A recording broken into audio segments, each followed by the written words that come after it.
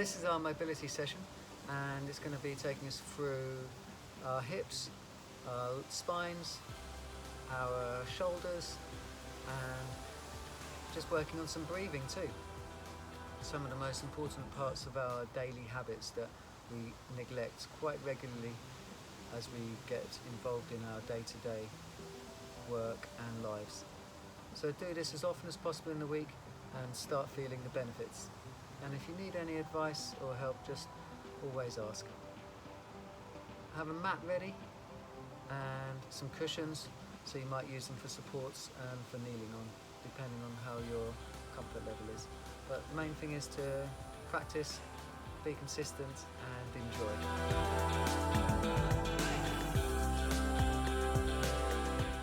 This is our first breathing exercise, and it's on our front and it's going to be raised up onto the elbows.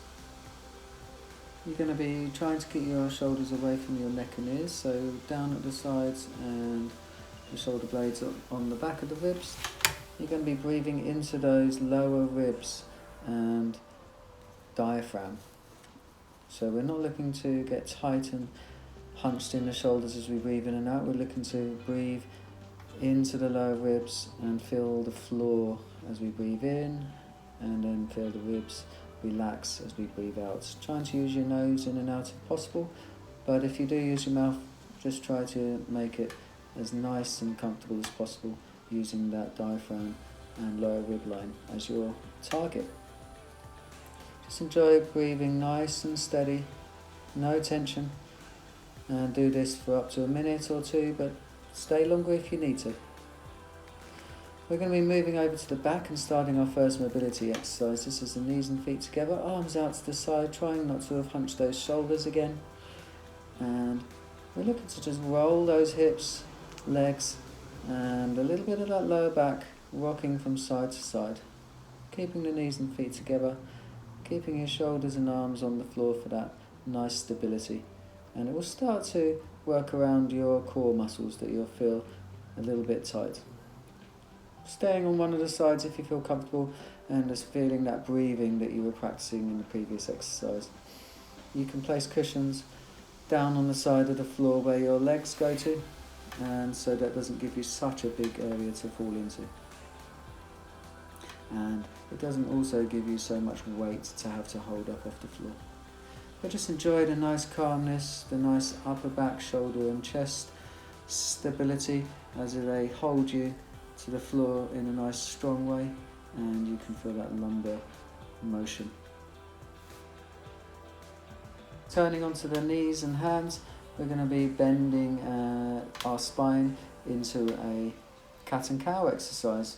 So we curl up and drop our heads, raising our pelvis, and then we arch our backs down, raising our heads and dropping the pelvis. Really try to work that whole spinal length from the pelvis up into the neck, keeping the shoulders and arms nice and stable so you can swing in between them.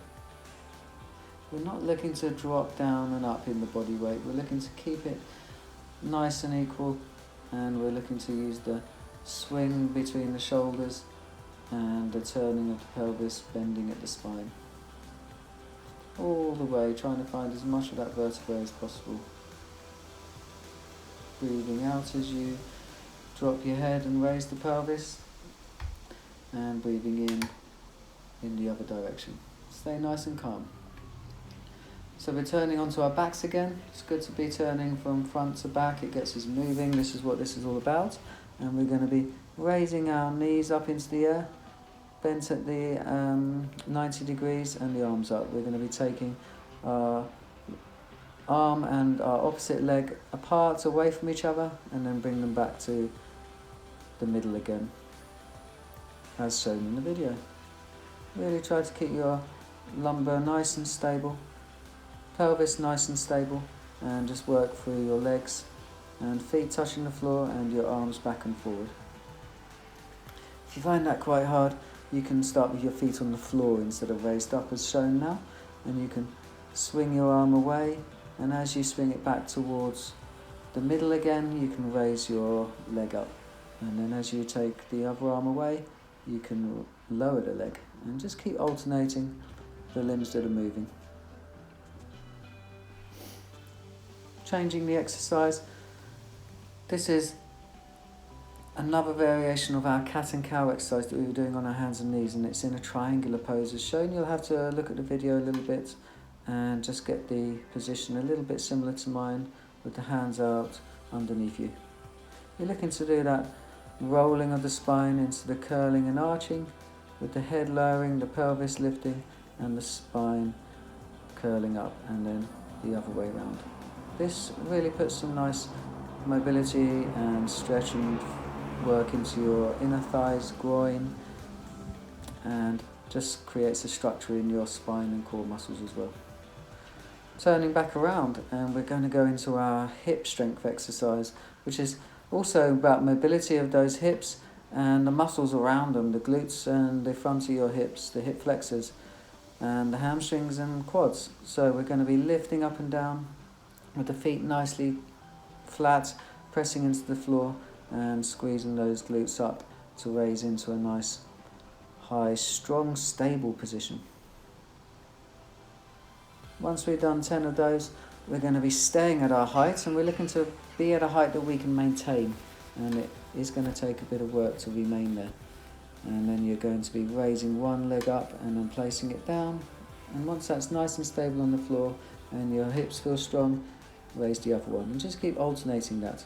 No rush, feeling the glutes working as you raise and lower those legs, feeling those shoulders and backs nicely stable on the floor, and your feet really pushing down to create that nice leverage and height maintenance. Breathing calmly throughout and enjoying the effort that it takes. Come down at any moment, and if you need to stop, and then carry on until the time is finished. Get back round onto your hands and knees again, and we're going to be doing a Superman exercise. This is about keeping the spine, neck, pelvis nice and stable in a nice neutral kind of stable position and height, and then swinging the arms out in front of you one by one along with the opposite leg out behind you. We're not trying to tip the pelvis down and up at all in this exercise. As your leg goes back, your glute and thighs get a little tighter, and as your arm raises up, the shoulder and chest and back gets a little bit tighter as they're holding weights. You can vary this by taking the arms out to the side instead. It will just challenge your waist and core muscles a little bit differently. Really look at the video to kind of get an idea of how you're trying to maintain positions. Staying on the knees this time, we're going to tuck down into the heels as shown, bringing the elbows down on the floor, a little bit into a prone ball. Placing one hand on the side of the head as shown, and then keeping your other elbow on the floor, you're going to turn your body and reach that elbow up into the sky as you push down into the floor with the other elbow. This will kind of help keep you central and not lean you out to the side. So as you press down into the floor and reach up with the other arm as shown in this video, you're not looking to lean over to the arm that you're resting and pressing down into the floor with. You're looking to use that to stay nice and center to your legs and hips, turning and twisting that spine and raising that upper arm and reaching up to the sky for that nice upper back mobility. So this one is going to be coming up onto one of our knees as shown. Get into a 90-degree positions if possible, and use a mirror or reflections in windows if you can, and use a cushion under your knee that's on the floor if you need to kind of get a support. Try to keep your spine nice and tall, good posture as much as you're capable. Breathing in and out of those ribs. You can see my hands are on my lower rib cage to kind of find that zone. And I'm going to continually breathe into it and out of it as we did before in the first exercise. And I'm going to be squeezing my back side and my back leg muscle forwards into the bones, and then I'm going to feel a nice tension in the front of my leg, and it's going to feel a nice stretch and strength at the same time. Once we've done that and we've got it nice and secure, we're going to move forwards and backwards as one line of our leg and body, as you can see in the video. Take a little bit of time to take a look at this, and there's no bending of the spine, there's no bending of the hips from the starting position. And you're going to breathe out as you go forwards and in as you come back. You're just kind of bouncing into a stretch and out into a lighter stretch. This exercise is a triangular position again, just like the cat and cow position we did earlier, but it's going to be creating a variation on our twist of our spine, and I'll reach up to the sky for that upper back mobility and shoulder. So we're going to be bringing our reaching arm up to the sky and then turning our bodies underneath us, and then bringing that arm right out to the side as shown in the video. Take your time. I'm showing you in two different positions, but also two variations. This first one, my elbow reaches up to the sky, and then the hand comes around and down underneath me and out to the other side. A bit like a thread the needle, so I'm getting a nice two-way spine and back motion. Otherwise I can keep my hand on my head and just open and up, reach up to the sky and turn into the standing arm. Nice and gentle breathing, nice and calmly. This exercise is our final exercise, and it's a second breathing exercise.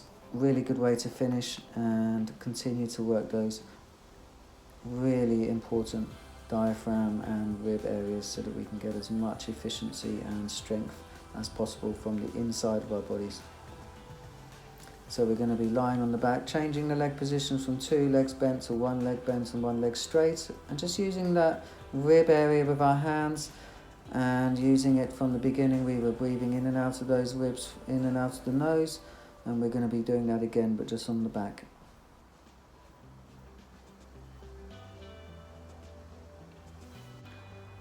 I hope you enjoyed that, and you can find it really helpful to fit into your week as often as possible. It's really important to be consistent and to practice as much as you can, and just to fit in between parts of your work in the day, at the beginning of a day or at the end of a day. And you can do as many of the exercises as you can, or do one or two of your favourites, but just do try to do what you can when you can, and you'll be making progress. Any questions, don't hesitate to ask.